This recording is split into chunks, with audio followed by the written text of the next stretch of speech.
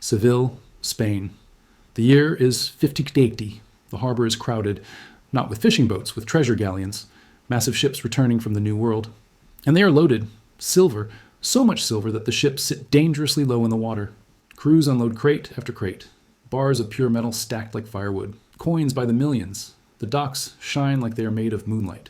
Spain is the richest empire on earth. The empire where the sun never sets. It controls colonies across Europe, the Americas, and Asia. It has more gold and silver than any kingdom in history. And yet, within 80 years, the same empire will be bankrupt, starving, collapsing. Not because it ran out of money, but because it had too much.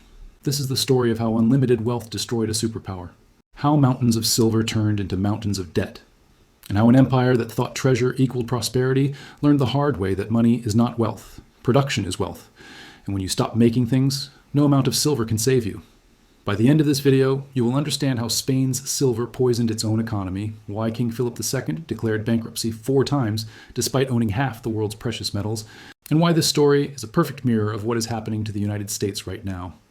Let me take you to the source, to the mountain that fed the empire and eventually killed it, Cerro Rico, the rich mountain, also called Cerro de Potosí, located in what is now Bolivia.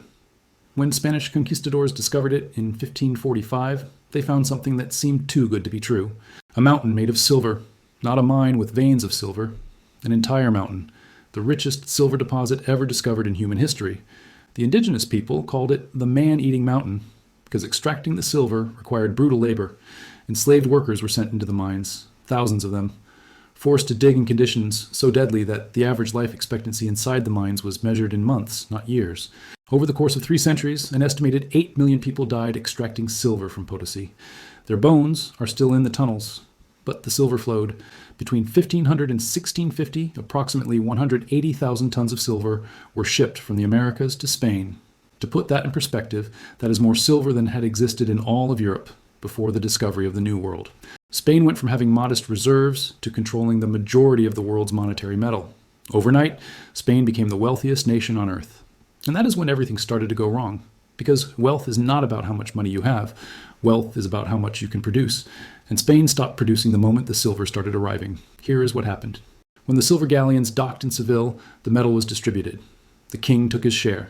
The nobility took theirs. Merchants and soldiers received payment. And all of that silver entered the Spanish economy at once. Suddenly, there was far more money in circulation than there were goods to buy. Basic economics. When the money supply increases, but the supply of goods stays the same, prices rise. This is called inflation. And in 16th century Spain, it was called the price revolution. Between 1500 and 1650, prices in Spain quadrupled.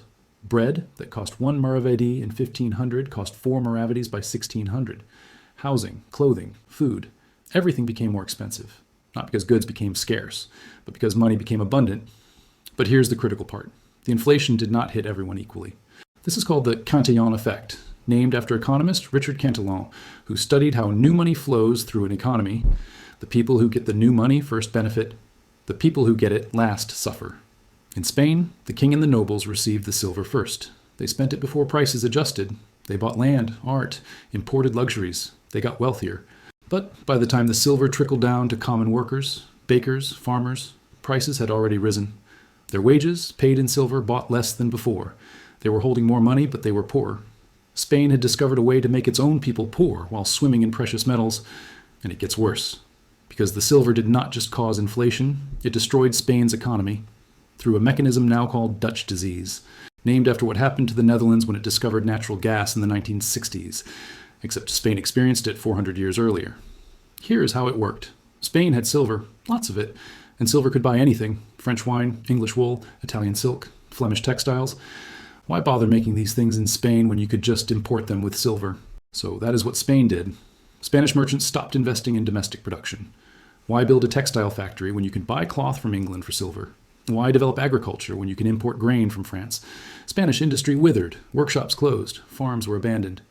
The population moved from productive labor to service jobs, trade, and administration. Spain became a consumer economy. It produced almost nothing and imported almost everything. And every import was paid for with silver, which meant that the silver flowing into Spain was immediately flowing back out, to France, to England, to the Netherlands, to the very countries Spain was competing with and often fighting against. Spain had become a funnel. Silver poured in from the Americas. and it poured right back out to Europe. The wealth did not stay in Spain, it just passed through, enriching Spain's rivals while Spain itself hollowed out. And the most ironic part? The countries that received Spain's silver used it to build industries. England invested in wool production. The Netherlands built a merchant fleet. France developed manufacturing. These countries turned Spanish silver into productive capital, and then they sold the products back to Spain for more silver. Spain was paying its enemies to become stronger while it became weaker. And the empire that controlled the source of global money could not figure out why it kept getting poorer. But the real disaster was not inflation or deindustrialization. It was debt. Because even with mountains of silver, Spain spent more than it earned. And when you spend more than you earn, you borrow.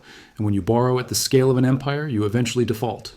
Enter King Philip II, the most powerful man in the world, ruler of Spain, the Netherlands, parts of Italy, the Philippines, and vast territories in the Americas. He commanded armies. He controlled trade routes. He had access to the Potosi silver mines. And he was constantly, perpetually, hopelessly broke. Philip inherited an empire that was already in debt. His father, Charles V, had borrowed heavily from German and Italian bankers to finance wars across Europe. And Philip continued the tradition. He borrowed to fight the Ottomans. He borrowed to suppress Protestant revolts in the Netherlands. He borrowed to build the Spanish Armada. He borrowed to maintain garrisons across his sprawling empire. But here's the problem. Philip was not borrowing against current revenue. He was borrowing against future silver shipments. He would go to bankers in Genoa or Augsburg and say, "I will give you the silver from next year's fleet. In exchange, give me cash now." This is called securitization, turning future income into present debt, and it worked for a while. But the silver shipments were unpredictable. Ships sank. Pirates attacked. Mines produced less than expected. And the spending never stopped. Wars, palaces, bureaucracy, the church. All of it required money, more money than even Potosi could provide. So Philip defaulted. In 1557, he declared bankruptcy, told his creditors he could not pay, restructured the debt, and kept borrowing. Then he defaulted again in 1575, and again in 1596, and again in 1607, 4 times. The king of the richest empire in history declared bankruptcy 4 times, and each default made the next loan more expensive. Because creditors are not stupid. If you default once, they charge you higher interest. If you default 4 times, they stop lending altogether. By the early 1600s, Spain could barely borrow. The silver was still flowing, but it was all going to pay old debts. There was nothing left for the empire. And then the silver stopped. The mines at Potosi began to decline. Production dropped. The fleets brought less each year. And Spain, which had built an entire empire on the assumption that the silver would never run out, collapsed. The economy contracted. The population shrank. The military weakened. And by the mid-1600s, Spain was no longer a great power. It was a cautionary tale. So what is the lesson? What does a 16th century empire drowning in silver teach us about economics? It teaches us that money is not wealth. Wealth is productive capacity, the ability to make things people need. Food, clothing, tools, technology. If you can produce, you can be wealthy even without money. But if you only have money and cannot produce, you are poor. You're just holding paper or metal that loses value the moment people stop accepting it. Spain learned this the hard way. It had all the silver in the world, but it could not feed itself. It could not clothe itself. It could not defend itself, because it had stopped making things. It had outsourced production to its rivals, and when the silver ran out, Spain had nothing left. Now, let me bring this forward to today, because the United States is walking the same path Spain walked 400 years ago, and the parallels are terrifying. Spain's silver is America's dollar. The U.S. does not mine mountains of precious metal. It prints currency. And the world accepts that currency because the dollar is the global reserve currency.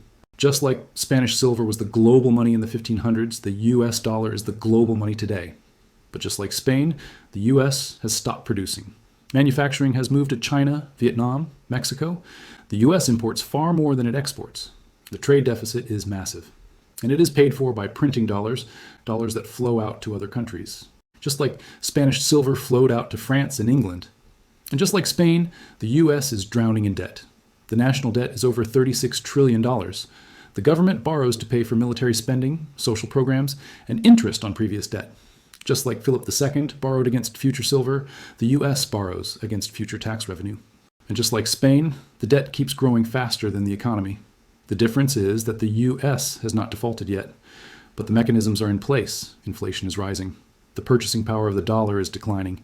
And the countries that hold U.S. debt, China, Japan, Europe, are starting to diversify, to hold less dollars, to question whether the dollar will remain the global reserve forever.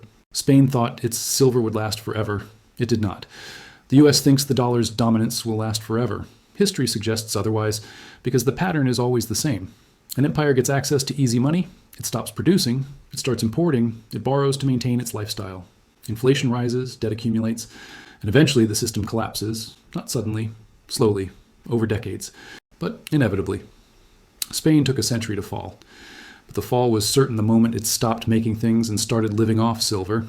The US has been living off the dollar's reserve status for 50 years, printing money, importing goods, borrowing from the future, and every year the productive base shrinks a little more, the debt grows a little more, the inflation creeps a little higher. The question is not whether the US will follow Spain's path. The question is how long it will take, and whether Americans will realize what is happening before it is too late. Because the warning is clear. Treasure is not wealth, money is not prosperity. And an empire that consumes more than it produces, that borrows more than it earns, that prints more than it creates, will collapse. No matter how much gold it has, no matter how much silver, no matter how many dollars. Spain learned this in the 1600s. The US is learning it now. The only question is whether the lesson will be learned before the empire falls, or after. Here's what I want you to do. Go to the comments right now. Do you think the United States is following the same path as the Spanish Empire? Will the dollar collapse like Spanish silver did? Or can technology and innovation save the US from Spain's fate? Write one word: collapse, or survival. Let me know what you think. And if this video made you see the dollar differently, share it with someone who still thinks printing money creates wealth.